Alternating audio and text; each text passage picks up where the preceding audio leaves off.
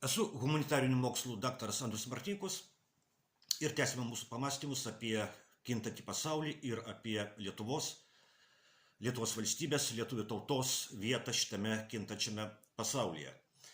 Lygiai prieš 3 metus, rugsėjo 10 dieną įrašiau savo pirmąją laidelę, o prieš 24 metus, 2001 metų rugsėjo 11 dieną, Jungtinėse Amerikos valstijose, Niujorke buvo įvykdytas milžiniškas teroro aktas. Teroristai užgrobė 4 keleivinius lėktuvus su keleiviais ir nukreipė juos į 2 pasaulinio prekybos centro dangoraižius ir į Pentagono Jungtinių Amerikos valstijų gynybos ministerijos pastatą. 4 lėktuvas sudužo, kai keleiviai pabandė perimti lėktuvo kontrolę iš teroristų. Šito teroro išpolio metu žuvo beveik 3000 žmonių. Oficiali versija skelbia, kad tai padarė teroristai islamistai, bet yra manančių, kad tai buvo Jungtinių valstijų specialiųjų tarnybų operacija. Bet yra vienas akivaizdus ir neabejotinas faktas. Jungtinių Amerikos valstijų valdžia, konkrečiai prezidentas Džordžas Bušas, pasinaudojo šio teroro aktu tam, kad įsiveržtų į Afganistaną.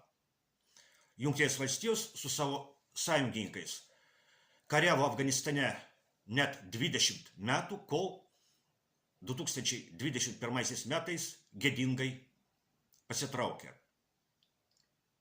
Žinome tuos žymius kadrus, kai žmonės kabinasi į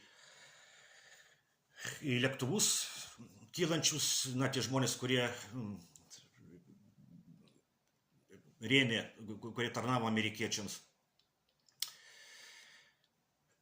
Rugsėjo 11-osios teroro akto metinės yra gera proga įvertinti, kokį kelią nuėjo Lietuva per tuos 24 metus. Pradėkime nuo to, kiek žmonių gyveno Lietuvoje 2001 metais. Tais metais Lietuvoje vyko gyventojų surašymas. Pagal jį Lietuvoje tuo metu gyveno 3 460 000 žmonių. Beveik 3,5 milijonų. Buvo praėję 11 metų nuo Lietuvos nepriklausomybės paskelbimo 1990 metų kovo 11 dieną ir 10 metų nuo TSRS žlugimo 1991 metais. TSRS žlugimo metu Lietuvoje gyveno 3 700 000 žmonių. Taigi per pirmosius 10 nepriklausomybės metų Lietuva neteko 240 000 žmonių.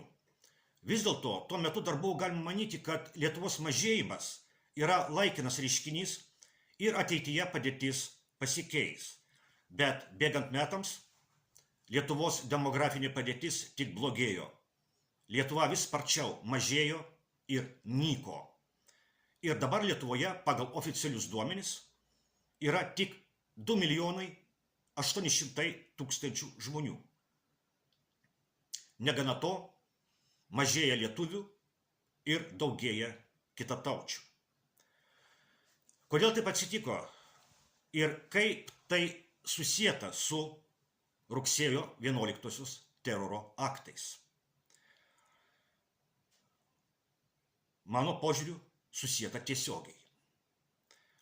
Po 2001 metų rugsėjo 11-osios teroro aktų ir po Jungtinių valstijų įsiveržimo į Afganistaną, lietuvių kariai pirmą kartą po nepriklausomybės atkūrimo dalyvauja karo veiksmuose užsienyje, būtent Afganistane. Lietuvių kariai jau buvo ir kariavo Afganistane kaip TSRS kariai. Po Jungtinių valstijų įsiveržimo į Afganistaną lietuvių kariai buvo ir kariavo Afganistane kaip vakarų koalicijos dalyviai. Bet ir vienu ir kitu atveju lietuvių kariai buvo ir kariavo Afganistane kaip okupantai.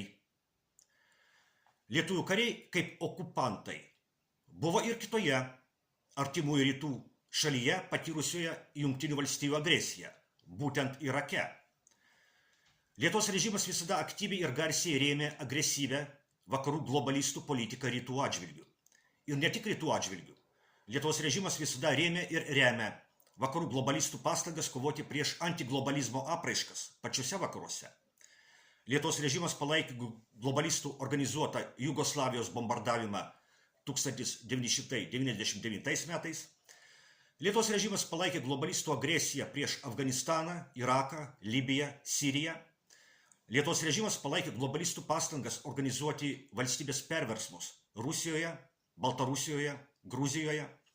Lietuvos režimas aktyviai prisidėjo prie globalistų organizuoto valstybės perversmo Ukrainoje 2014 metais. Lietuvos režimas yra vienas aršiausių ir garsiausiai rėkiančių globalistų sukurstyto karo Ukrainoje šalininkų.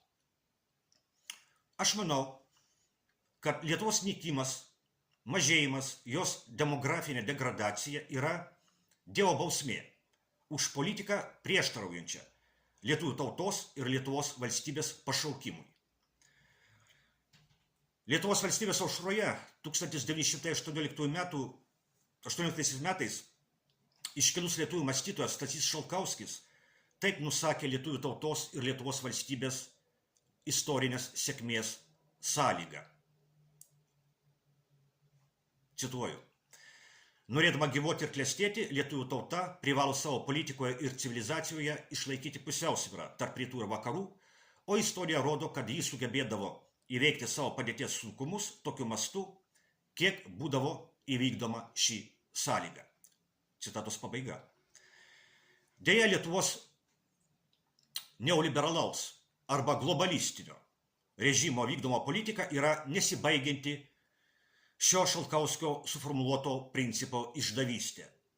Vietoje pusiausvyros tarp rytų ir vakarų, vietoje to, kad būti tiltų tarp rytų ir vakarų, Lietuvos globalistinis arba landsbergistinis režimas pavertė Lietuvos valstybę kenkimo rytams įrankiu. Lietuvos globalistinio arba landsbergistinio režimo rankose Lietuvos valstybė yra ne įrankis puoselėti lietuvių tautą, o įrankis kenkti rytams. Pirmiausia, kaimynėms – Rusijai ir Baltarusijai. Naujoji ministrė pirmininkė Ruginienė pučia į tą pačią globalistinę ir landsbergistinę dūdą. Todėl lietuvių tautai nesiseka gyventi Lietuvos valstybėje.